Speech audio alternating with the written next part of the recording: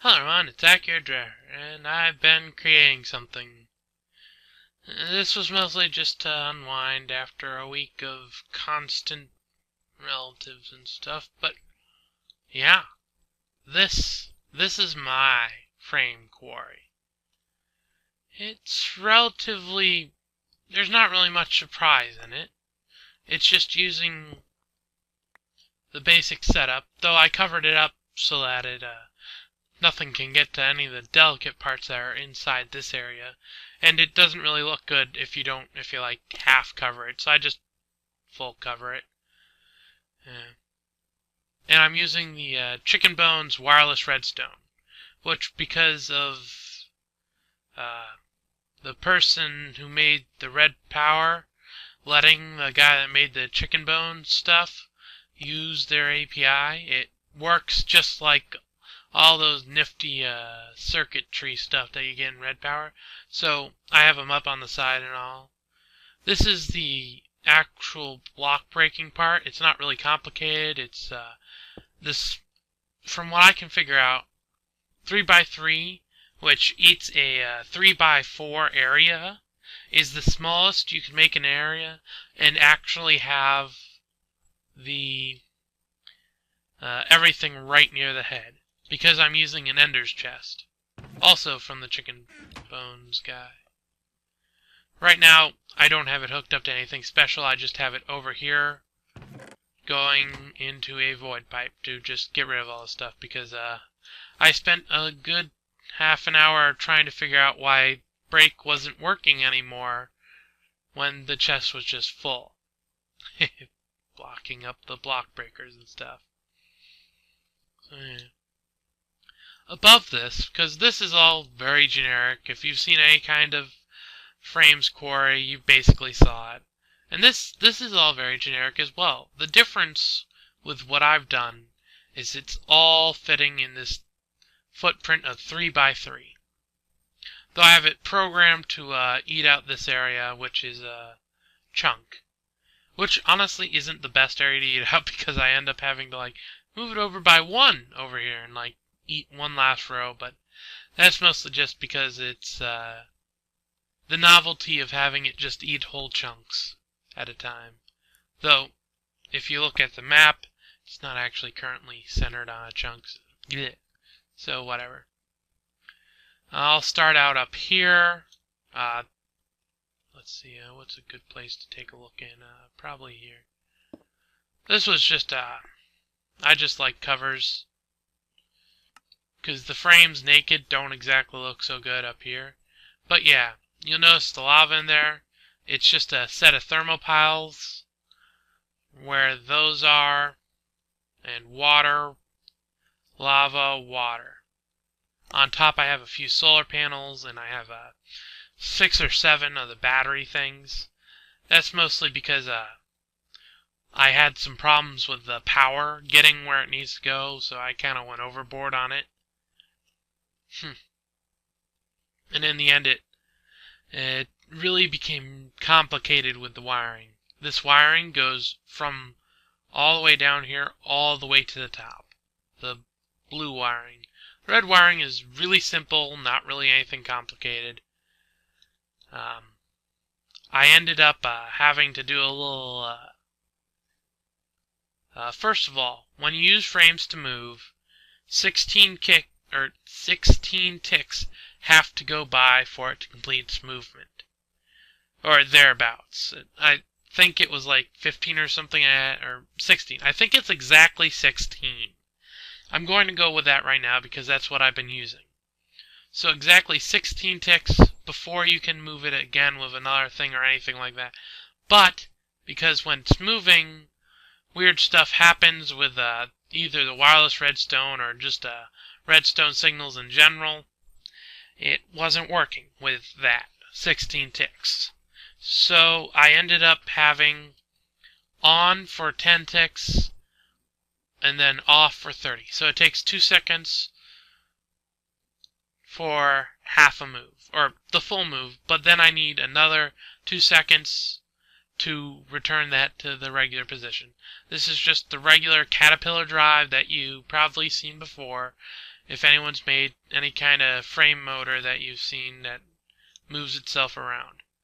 This is just a 6-directional setup. It's just elongated on like this. This is, I'm pretty sure, the most compact. Like, maybe this I can remove, but basically this is the best I can make it. The shortest. I guess I probably could remove the solar panels on top. They don't really provide much. I'm just liking solar panels. I don't know why. This is a teleport tether, so let's see, F7, yeah. So it's always having the chunks around it loaded. Yeah, pretty simple there. And it's all pretty much what you see is what you get. The only part that you can't really see is the bottom, and that's just simple thing. The biggest problem I've had is with the coding, because for some reason or other it would like do all of this perfectly, and then like the second move, this is north over here, this is east, south, west. The second to last west movement, the one right before the single movement, or the one before that, it wouldn't move. It's like it would get the signal and all that. It wouldn't move. And I've had the just the movement parts kind of like just fly off somewhere by accident at some point for some reason and just stay behind. And all kinds of troubles. And I could probably shorten the timing, but that would require a lot more work than I'd want.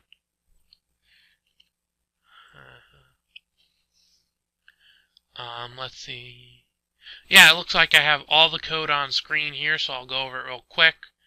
A lot of this stuff before is just setting up. Like, all these L's are just the different lines. L0 is turn everything off. L1 is turn on 1, which is the block breaker. And so on and so forth. T is just delaying a number of ticks, so T10 delays 10 ticks. T20 delays 20 ticks, so on and so forth. I only have T10 through T30. Here is the break command activated, and you'll break the blocks that are under the block breakers.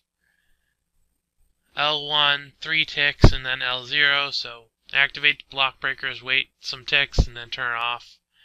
This was the only one that's really quick, and I was able to get down, because it takes 1 tick, and block breakers activate.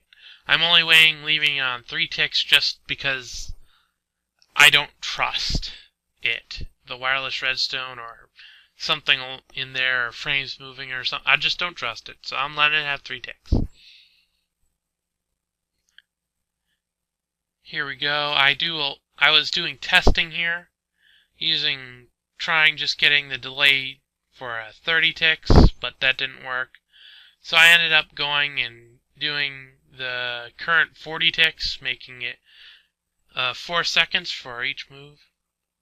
Here's the actual thing, so it's activate the correct line, wait 10 seconds, turn off the line, wait 30 seconds, repeat. This is so that it resets itself. I could have had separate lines for each, and that might have allowed me to shorten the time easily, but that would have required more the wireless receivers, and I was making this to use in my Let's Play. And I'll probably end up using the blueprint library to transfer it over, because it's a little, maybe I'll build it, I don't know. All the M's are just move that direction 3 times. This was mostly to simplify moving it, because once you break away the section, moving 3 spots is needed to get to a new area to break. And then the MEC is move east a whole chunk, which is needed to reset the position. EN is just, or the E's are just eat north, eat south. R is row. This makes it, I could have used column, it doesn't really matter, it's just a good way for me to think of it in my head.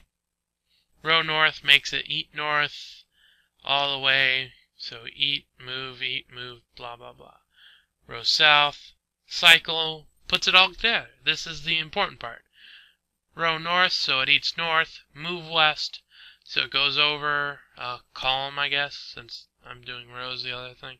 Row south, move a column, row north, move a column, row south, move a column, blah blah blah.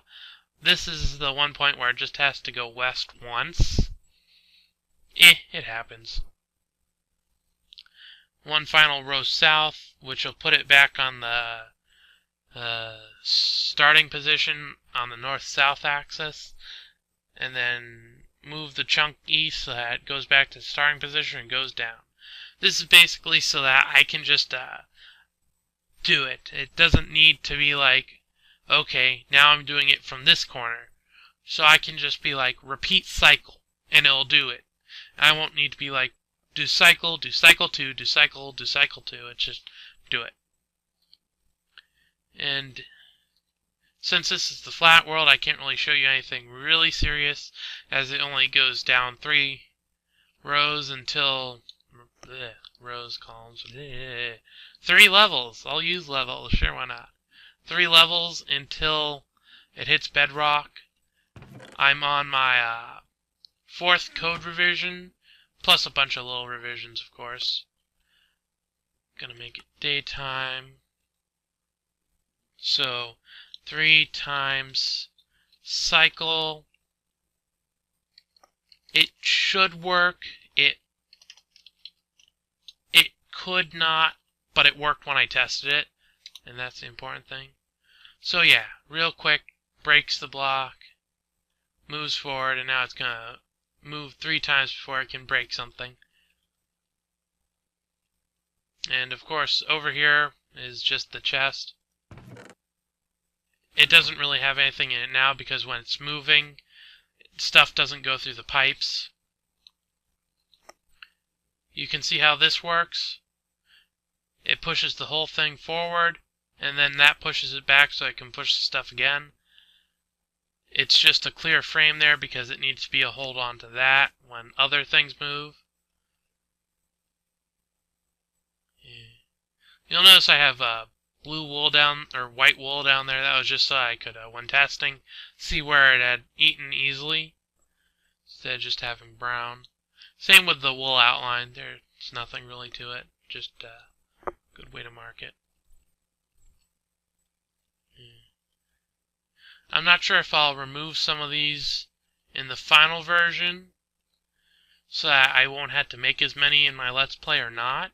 I think I'll keep it, because it's basically safeguards at this point. Now I'm going to just back up and watch it work. And let's see. And I'll probably just speed up time at this point. So yeah, watch and be amazed. Though it's not really much different from any other quarry. It is what it is.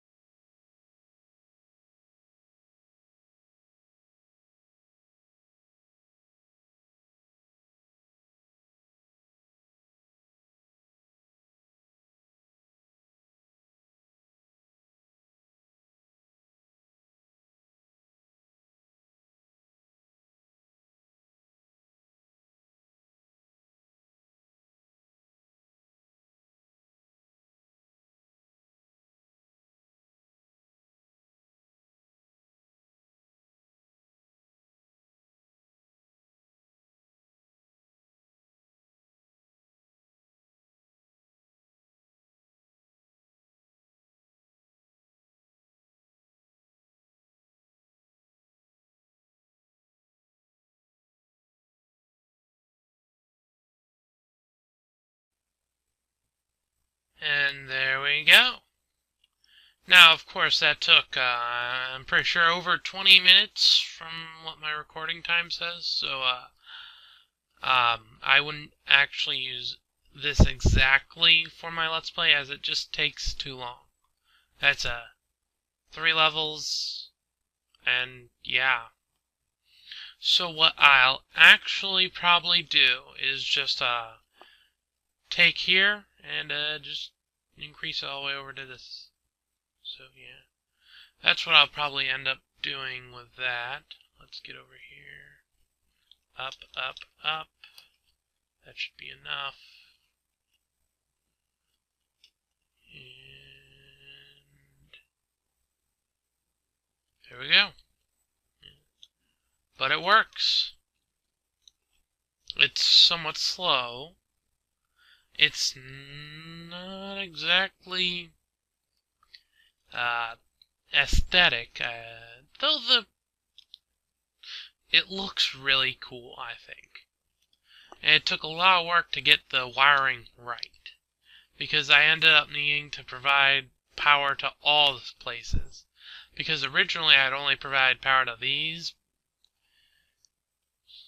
I think. Maybe. I only provided, yeah, I think this. Because I figured it would be over long enough to steal enough charge to continue or something. Which wouldn't work because, as far as I can tell, it requires more the more it moves. So yeah. Live and learn, live and learn. I just ended up, took a little bit. There's one thing that I might want to do. Where would it be? Actually, I want to move it down.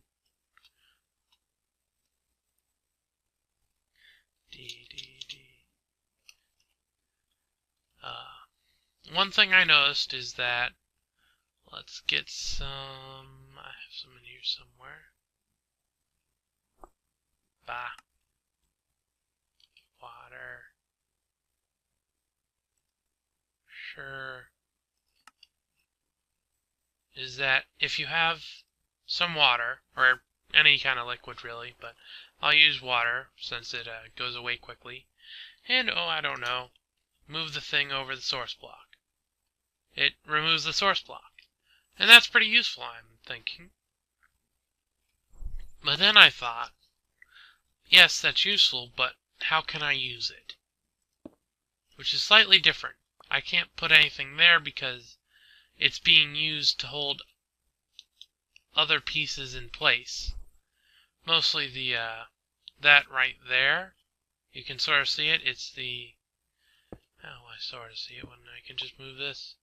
It's the tubing. It holds the tubing in place, so I can't place anything there. But I was thinking, finding one of these places where, it's basically, maybe, oop, didn't want to remove that. I want to save it just in case. Yeah, maybe here. And from what I understand, I could be wrong, but I think well, I do know. I know it's right because I used the liquid up there. Frames can move liquid source blocks. So, if I make it go north again, it does that. So I'm thinking of having that. And I might even have it on all sides. For a very specific reason. This way it'll obsidianize all magma. Got the words mixed up there. So yeah, that's basically the idea. Actually, the one side should work. Two sides, yeah, two sides.